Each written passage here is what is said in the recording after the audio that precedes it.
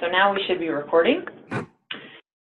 So I'm not sure if you, well, we've done Zoom before, but feel free to, you can mute yourself and then feel free to unmute or use the chat feature to ask questions. But this is really informal, especially since there's just you on the call. So feel free to just chime in. This should be right around half an hour. We're packing a lot of information in. So again, feel free to interrupt if you have any questions. Sure. Get started. If I can actually get started, here we go. So quick introductions. We've met before, but my name's Erin. I manage the VISTA program, and I moved to Montana for VISTA. I serve with the YWCA, and now I manage a program. So I made this nice little loop, and I love being part of this program because it made a huge impact on me personally and also professionally. It allowed me to dig roots in this community and to understand the impact of what it means to be civically engaged and to serve in low-income communities. And I'm Callie Foster. I'm the new program specialist. I started back in April. I am also an AmeriCorps alum, but I did a state national program, so direct service in Helena with the Department of Environmental Quality running their Smart Schools program. Feel the same way about national service as Erin, so I don't. Yeah, so I have to get into it. Yeah, cover the basics. Yeah. Okay, and Claire, since you're the only one with us, we just said your name, but if you could share location and your site, your organization. Sure. So I'm in Missoula, Montana, and I'm with Families First Children's Museum, which is at a very interesting time in our organizational history at this moment in time. So we're really thrilled to have the opportunity to bring a VISTA on right now and help us with some of that behind the scenes infrastructure work that our organization so badly needs at this moment in time. All right, good to hear. Thanks. So we've got just to give you a premise of kind of what's going on around the state, we've got 19 total placements, including one in our office, in Missoula, Helena, Bozeman, Kalispell, Polson, Troy, Ronan, and Poplar. And 15 of those folks started in July. So we actually had the bulk of our class, as you know, we originally started, so we tried to get to you on July, and then, but things happened and we opened it up for August, so we're glad that we all worked to get you a great fit for August. So we've got 2 Missoula sites with Turning the Wheel, Missoula, and Families First, and in Poplar, Montana with Fort Peck Community College. So those are our 3 folks that are starting up. So we'll get more into the details, but we'll definitely be folding these VISTAs under the wing, and they'll be meeting these folks definitely virtually and in person before the end of the year. Right. Okay. So Montana Campus Compact, we are a statewide coalition of college and university presidents who are committed to addressing community needs through the resources of higher education. Is that our mission statement? It's a version of it. Okay, yeah. So then under MTCC, we run 2 national service programs, and VISTA is one of them. And VISTA members are placed in the community, in community organizations, public agencies, or college campuses to create and expand programs that build capacity. So that's like our underlying mission is building capacity, and then to bring low-income individuals and communities out of poverty. Awesome. I thought it wouldn't hurt to do a quick overview of our programming, just as a refresher. So here's another overview piece. This might have been part of the state webinar, but it's, again, refresher. There's a lot of information, so we figured refreshers won't hurt. So this is kind of the overall structure on how we and how you as a site supervisor fit in. So overall, we receive funding from the Corporation for National and Community Service. There's Senior Corps, AmeriCorps, Social Innovation Fund. I'm not as familiar with Social Innovation Fund. But anyway, Senior Corps is a huge branch in Montana with folks over 55 serving in communities. AmeriCorps, there's a couple branches within AmeriCorps. There's NCCC, which is a lot of disaster relief, mostly direct service. And there's state and national, which we run out of our Montana Campus Compact also. So that's direct service, addressing unmet needs. And VISTA is indirect service, poverty. So poverty, indirect, the focus of VISTA, as Callie was mentioning too. And in Montana, we have a state office, so her name's Jackie. She is the state office. This is a one-woman show for right now anyway. And she basically funnels funds from the corporation and then further disseminates to Montana intermediaries. So that red circle, that green house is Montana Campus Compact, is an intermediary of VISTA funding. So that's kind of the flow of funds, really. But then further, we work, obviously, through a request for proposals. We work with sites all around the state to help VISTA projects and then to recruit members and to place them and house them for a year. So the VISTA sub-site, we really call you a site supervisor. And then beneath that is a sub-site supervisor, but we call you site supervisors. So we call it, sorry, we say host sites and then site supervisors and then VISTAs. So this is kind of the flow of funding, but also of communication. Our sites will really never be reaching out to Jackie with the state office or to the corporation. You'll really be communicating with our office. There's a little bit of just for the ease of communication. And the VISTA's first line will be you as your site supervisor. So any issues that are arising or questions about what they're doing, they're of course going to be contacting you. You're supervising with VISTA. We're here mostly as support. That being said, we have an in-house resource called the VISTA Leader. Her name's Mary Elizabeth. She's going to be making contact and being in contact with your VISTAs throughout their term. It's a really awesome resource for VISTAs. They have like a lifeline, basically. The VISTA Leader's role, she has got a year of service under her belt, so she served with Montana Campus Compact up in Kalispell at the Literacy Center. And she's acting as a support, so she's there to help members through their service. She runs monthly webinar calls, she checks in, organizes kind of outside of service events. So that's going to be another direct line of communication with for your VISTA. Okay. And I'm sorry, her name was Marianne? Mary Elizabeth. Mary Elizabeth. I was way off. Okay. No, you're close. Thank you. Okay. Oh yeah. So importantly, just wanted to go briefly over how to introduce your VISTA because it's kind of confusing. So VISTA, as a refresher, stands for Volunteer in Service to America. So a lot of people say VISTA Volunteer, but it's redundant. So we kind of spell it out to give you a sense of kind of how to label this person. So our preference in our ideal world, we would have sites and VISTAs introducing themselves or their VISTA as, this is our Montana Campus Compact VISTA serving with families first, serving, et cetera, et cetera. So if a VISTA were to say that, hi, I'm a Montana Campus Compact VISTA serving with families first, and this is what I'm doing. It's long, so we get it if people just want to say, I'm a VISTA, I'm here with families first. There are variations, but sure, because there are so many different branches of VISTA, and because they're not VISTA is not an employee or just a regular volunteer or a staff member, we really want to make sure that we're distinguishing who they are. Sure. We ask folks to signature line of their email to put Montana Campus Compact VISTA with families first. We're doing in a time of VISTA programming being perpetually on the chopping block. We've got funding and we're good to go for this fiscal year, but we're learning that, but we're kind of in jeopardy. So we need to do a better job of getting our name out, not just a VISTA, but with Montana Campus Compact too. So we ask that you help us do that, propelling our name, the appropriate title forward. So thanks. Yeah. And they'll learn how to introduce themselves too, but it always helps, especially for when that people actually new. Is helpful. I've stumbled a couple of times already, so I appreciate that. Yeah, well, you too. I catch myself saying work sometimes too. Yeah. If you were really technical, saying, talking about work in terms of service, not work. They're a VISTA member, not a staff member. So anyway, all sorts of technicalities. Yeah.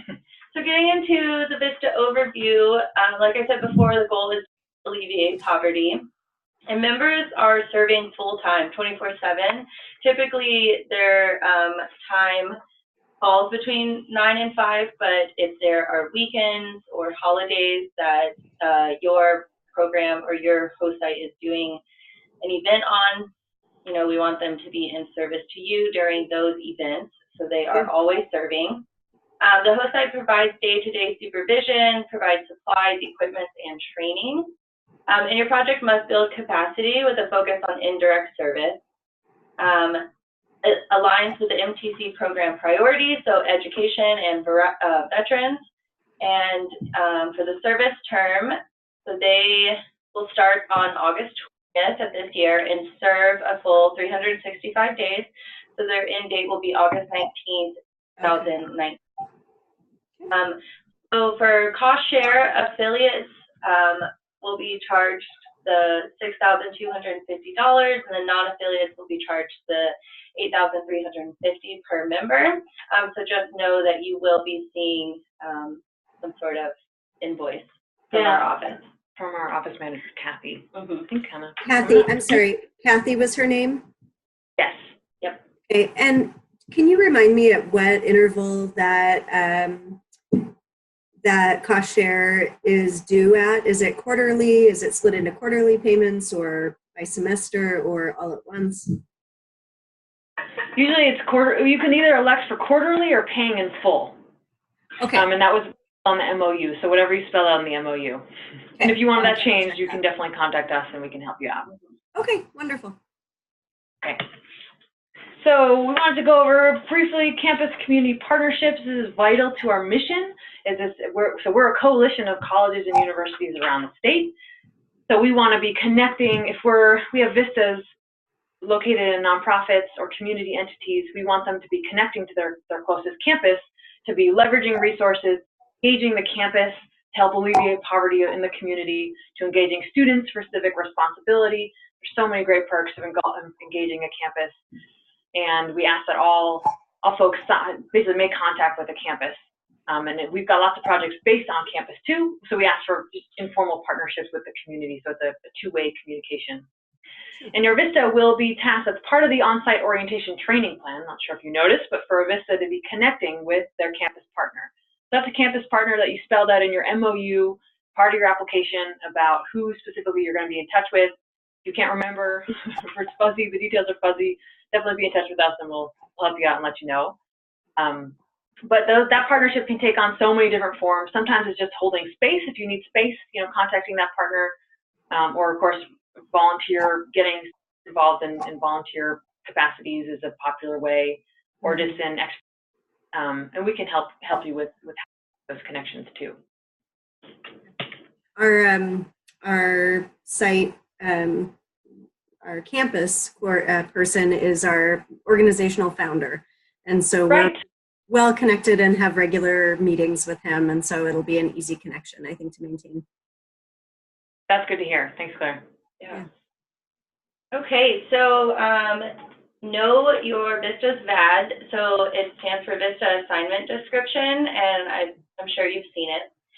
This will be given to your VISTA on their first day or maybe before. I'm not sure, but yeah, we'll make sure it happens. It was definitely sent out to you, Claire, but it'll go to them too. Yeah, so pretty much it's a position description. You can think of it as a job description, kind of similar to that. So it describes the VISTA's roles, including their overarching goals of their service, and it outlines specific objectives and activities for your member, and it also includes specific CNCS performance measures, which is really important to get. And we'll do more training with your member on how to report on those and providing more resources to them about that. Great. Compliance is so important in running federal programs. So we've got lots. It is. And luckily, it looks like a lot right here, but everything's going to be prompted. So you're always going to be getting prompts about what's due. A lot of this is going to be on the member. So VISTA member, they've got these monthly reports, these monthly work plans, and also activity logs that they should just be filling out. And we'll go through the details of these a little more. And they're going to be sending those to the VISTA leader, Mary Elizabeth. As for you, for host site supervisors, again, we'll go into the details, but really just signing off on those monthly activity logs, reviewing those reports and work plans. Those work plans should be helpful in terms of setting up regular meetings, like weekly meetings with members.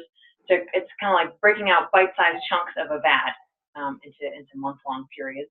Hopefully that should be a helpful, supervision tool. Also submitting VISTA personal and medical days. Again, we'll go into details. We've got this impact report, a quantitative and qualitative assessment of the year for our reports, for sharing stories, for getting the word out about our programming, for future funding, etc. And then we've also got site visits, which is a great opportunity for us to come and meet you in person if we haven't already by that point. It'll be about 3 months into service, and then another webinar check-in in the spring. And we'll send reminders, and then we have, you know, agendas for all these things, but just to get you a little bit of an update about what's expected of you in terms of. So in terms of the monthly work plan, so it is your VISTA's responsibility to create with this monthly work plan that outlines their SMART goals for the month. And we would suggest that you help them along with these work plans as well, to review them with your VISTA, and then they will submit them to Mary Elizabeth. So I'm sure you're aware of what SMART goals are, but we want them to be specific, measurable, obtainable, relevant, and timely. Great. So these are those daily activity logs. We're going to send these to members, and they are basically tracking day-to-day what a VISTA is doing. There's a space for hours also, and that might be confusing because VISTA members are 24/7, as we recall from what Callie was saying earlier. So wait, why are they tracking their time? It's really just as a supervision tool to get a sense of how many hours they're spending with you. If it's 30-ish, if it's averaging around 30, maybe think about how you bump it up. Maybe, you know, we can revise the VAD to give more stuff to do. Or if they're working closer to 50 or 60, maybe thinking about how to cut it down. These people are living in poverty and not making much, so we don't want to work them too hard. Right. But we want them obviously to get stuff done for your organization within the general hours a week. So, and this could be helpful for reporting as well if they're, you know, spoke to 2 community partners, for example, and that's maybe part of their performance measures. So it's really a tool that stays in-house. It has to stay on site for 7 years based on compliance for ever to be audited. So we'll have a member binder that we're going to be giving to your members in September, but we'll make sure folks get them before then, you know, when they start service, so they can be doing all these things and then hopefully having them in a physical space that can stay on site. Yes. And supervisor sign off. So really just, oh, and it's also being able to track, it's not on the sheet, but there's a space for personal and medical leave, and that's how you can be reporting to us as well. Yeah, and personal and medical leave, your VISTA is allotted 10 personal leave days and 10 medical leave days. They are also allowed 1 week emergency leave for death or critical illness of immediate family member, and CNC has will pay for the round trip transportation for that. Oh, great. So, and then national holidays, they are the holidays that your organization observes. Okay. And it is your responsibility to ensure your VISTA follows these guidelines. So it would be for you to go over this sort of stuff or have them relay when they plan on taking that time off. Yes, of course. Yeah. And this is what the form looks like. I think that was me. Yeah, I think so too. Yeah. So this is what it'll look like. It's a Google form to be completed each month. See if took the time off. Pretty simple. Yeah. Other things to know is that members can apply for outside employment. They just have a form they need to fill out, and I think actually we have a form for Saeed. He's on it. You do, yeah, you do. We communicated about that maybe a week or 2 ago, maybe. Right. Yeah. So again, it's people can do it as long as it doesn't conflict with their service. You saw the form. It's basically a checkbox of making sure it doesn't conflict with service, that service comes first, that it's not full-time, and that it's not a conflict of interest. So it's not employment with your site. Can't be paying a member, someone in addition to having them serve with you. Same goes for classes. Folks can definitely take classes. It can't be full-time, can't conflict. It has to be okayed and approved. We don't have a form for that, but we would love to be in the know. We do for outside employment. So that's kind of the rundown on that real quick. And then prohibitions. So your member, while they are serving, cannot engage in political engagement, religious activities, union organizing, providing abortion services or referrals, alcohol consumption, and general safety risks. We understand that since a VISTA is serving 24/7, that this can get a little tricky, but what we say in our office is that if it's on their own time with their own device and in their own clothing, that they can take part in these activities. Okay. Does that make sense? Okay. Again, the lines are tricky, but we're always here to help navigate sure. those lines.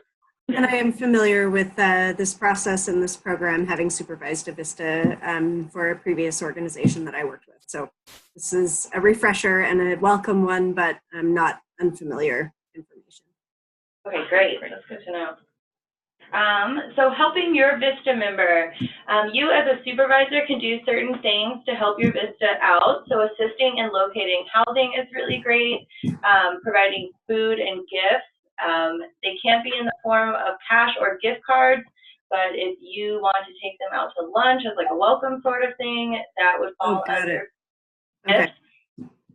Clothing, if you have any sort of agency logo apparel, feel free to pass that along to them to kind of rep their host site, personal items, providing recognition. So maybe putting them in a newsletter or on your Facebook or sending out an introductory email is a good idea as well.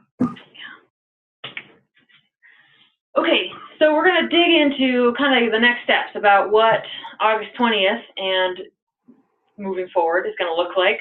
There's a couple things happening all at once, and then a couple things happening a little bit down the line. So basically on August 20th, that's when you get your member, that's when folks come to your site. So I think I mentioned this in the email, but please be in touch with everyone about where to meet you, what to wear, if that, just the general expectations around that first day. Mm-hmm.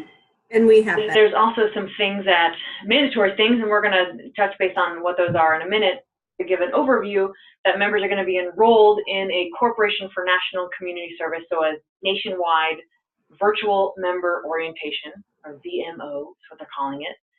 And again, we're going to go through the details, but that's going to start on August 20th. And right away, kickstarting with the on-site orientation and training plan. So that several-page document, and we're going to talk more about that, but kind of getting right into getting to know your community, your site, the project. And then it's a little wonky, but a couple weeks down the line, I think it's about 3 weeks, we're going to gather people in Helena for an in-person orientation, or we're really going to get through the nitty-gritty of what it means to be a Montana Campus Compact VISTA. So they're going to spend the first 3 weeks understanding the project, the site, what it means to be a VISTA to you, and then we're going to in and talk about, okay, a little bit of that. Let's sort that out and see how Montana Campus Compact fits in, talk about our reporting requirements, talking about the landscape of Montana, so the reservation communities and tribes and the poverty landscape and kind of how to navigate a year of service. So the bigger picture stuff is what we're going to cover. Okay. So as for the logistics of the first week and the first day, we have, based on some new federal protocols, we have to do some extra stuff for the I-9. So I'm going to send an email to all supervisors to say, okay, here's the first day stuff that you'll need to do. Mail some stuff back to us physically. We could also, for Missoula sites, we could work out some sort of coming and picking it up, because I think Mary Elizabeth is going to try and stop by on the first week just to say hi, your VISTA. So we can arrange for some of that. But there's some paperwork. Importantly, there's a webinar 1 to 2:30 p.m. So please put that in your calendar. That's so we just hope that you'll provide a computer, speakers, a webcam for your member from 1 to 2:30, and it's a launching your VISTA service. So they'll actually swear in. They raise their right hand and they swear into a year of service. There's going to be an oath form, sign and scan and send back. So you could just help to make sure that they've got everything they need to make that possible, because that's what launches their education award and all those benefits, is signing that oath. That's what makes it all official. So it's going to be really important. Okay. Help them do it. There's also going to be fingerprints. Members are coming on site with you. The last phase of the background check is that they need to go to the police station, to the sheriff's department, wherever they're fingerprinting. In Missoula, there's specific hours, and we'll provide more information as we can to members. But sometime in that first week, we'll have fingerprint cards for folks that we'll give to them that they have to go complete and then send off to the corporation. And we reimburse up to $25. We give folks $25, which should be more than enough to do that process. So that's very important, because if it's not submitted within 30 days, I think it might be a bit different for VISTA and AmeriCorps, but then they can't serve. So we have to make sure that happens. Okay. And there's also, as part of the virtual member orientation, there's some other coursework, webinars, worksheets, information guides. It's going to be online for your members to be completing and reviewing that first week. So just making sure that time, in addition to your on-site orientation training for this other stuff, will be helpful. Speaking of on-site orientation and training, so it's an orientation plan for VISTAs for the first 3 weeks in office. So that'll be the 3 weeks before we have them come to Helena for in-person orientation. And the purpose is to establish an effective working relationship between your VISTA and yourself, your site staff, and the Missoula community. So week 1 is just getting to know your organization and community. Week 2 is getting to know your community, project, and campus partner. And week 3 is the journey begins and your work plan is developed. Mm-hmm. Yeah, and there's lots of fun little, well, we think they're fun, little tips and along the way. I'm not sure if you've reviewed that document yet, Claire. I have, yeah. Great. Okay, so just a couple more slides here. I know it's 12:30. I guess we started a little late, but this is me, right? Yeah. So site supervisor influence. So from data shows and from our own experience that our strongest sites have supervisors who take responsibility for the VISTA project, so who understand why VISTA exists and the importance of it, and definitely about the significance of the VISTA project itself, kind of how it's building capacity, why it's meaningful, what's the overall goal, which, you know, was kind of assumed, but it's helpful just to to be conveying that to your VISTA too, that you believe in what they're doing. Absolutely. Communicating regularly. So really, we mean that, like, weekly meetings, especially in the first couple months. So having even, you know, half hour, ideally an hour every week to sit down, not only to go through a work plan, but just to check in. How are you doing? It does make sense. What else do you need, kind of in terms of training and resources, etc. In and outside of the job will be so helpful just for VISTA to feel like they have someone to talk to with whatever's going on. Also investing in VISTA's professional development. Lots of folks are coming right out of college, so they're brand spanking new to the professional world. So helping them map out their professional goals or personal goals too, and just kind of finding that balance between work and personal development and directing them to professional development opportunities or to building some skill sets in whatever way you can. And we're here to help with that too. So please communicate with us. For example, if, you know, like, oh gosh, my VISTA could really use some more experience with grant writing. Do you have any resources? And we probably do, or can at least help direct folks to resources within our world or VISTA world too.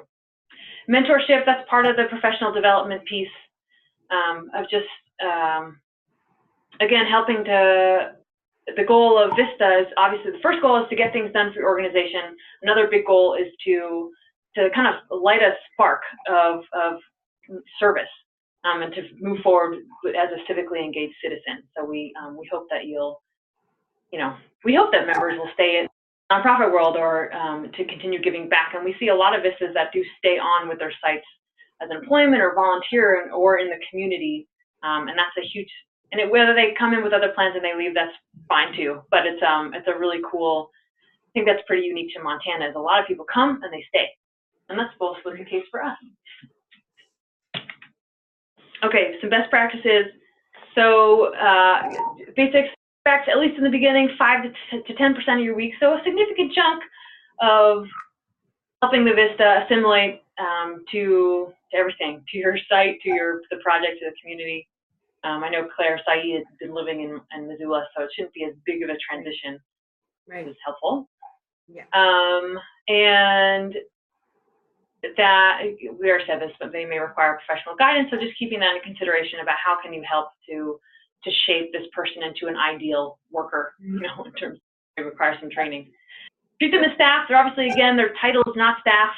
They're not an employee. They're not a volunteer. But we, of course, expect them to be treated as such, to attending things, any retreats that if everyone else is doing it, then have the VISTA do it too. That's kind of the mindset that we have. And then there's some resources it sounds like obviously, Claire, you've supervised VISTAs before. Lots of people have, but it's kind of helpful to understand a little bit more about what's your supervision style, what do you prefer in terms of communication and conveying that too. And that's spelled out a little bit in that OSOT. Okay. But, you know, personal reflection to set yourself up for success. Okay. And where to find resources. So VISTA Campus is an online platform that has VISTA Supervisor Manual, VISTA Member Handbook, and free webinars. They have on-site orientation and trainings, and August 30th at 1 p.m. What is that? Register on VISTA Campus? Yeah, it's a free training. So basically, if you were to log on, I'm not sure if it's going to be helpful. I might join in just to see what's talked about. But I think it's just a chance to find out more about tips and tricks about successfully orienting your member. Oh, got it. Okay. That's to me as well? Yeah. Okay, so another fun thing that we like to see is highlights and acknowledgement of national service. So if you have any great pictures or where you would like to share, we would also like to share it. So things such as pictures, social media, posts, newsletters, press releases, and blogs. We also like to shine light on our service members. So if you take pictures at an event, please send them our way, and we would love to share them on our website or social media, our newsletters. We also release blogs. You can do that. Okay. So just to reiterate the timeline here, we've talked about this, but first day, so a couple things happening on the first day. It's that beginning the on-site orientation training and the virtual member orientation, which is those online webinars and resources that the VISTA members can be engaged in on August 20th. A couple weeks down the line, we've got an orientation, September 4th to 6th. We'll help coordinate transportation, definitely lodging and food, Okay. with all of our. Then we'll also, this is also with VISTAs, but I will be contacting all of supervisors to check in also that week, after I come back from the training, but September 7th or 8th, the end of that week, to check in on how the OSOT is going, any other questions you have as you launch into your first full month and beyond of service. We also, our VISTA leader, Mary Elizabeth, coordinates monthly webinar calls with all the members, and their first call will be September 20th. And all these dates, and plus a lot more, are spelled out on the calendar that we emailed out. Right. Members will receive. Again, it'll be good to make sure that VISTA is getting these things down on their calendar, and the bigger dates too, making sure to prioritize them. And that is it. Any questions, Claire, since you're with us? I don't think so. I mean, I did ask the